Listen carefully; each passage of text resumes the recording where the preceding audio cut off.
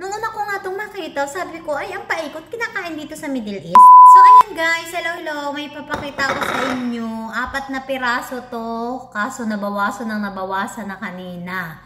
Ang tawag dito is figgy. Pero yung variety niya, tingnan mo, mukha siyang paikot dyan sa atin sa Pinas.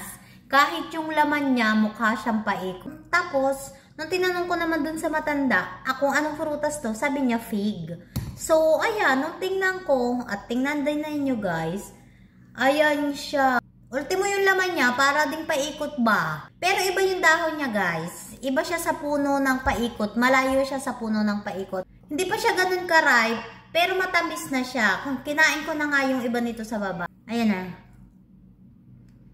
Si Rachel, kinain din ayaw. Kumakain man ako ng mga fruits. Maasim-asim siya na manamis-namis. Sa iba, ayaw talaga nung lasa nito. Pero matamis. Figgy. Tingnan nyo, maano-ano pa rin siya, o, diba? Matamis siya. Yung paikot sa atin, hindi naman ganito. Pero katulad lang din siya halos ng paikot sa atin, diba? Ang tamis niya, guys. Ang tamis niya.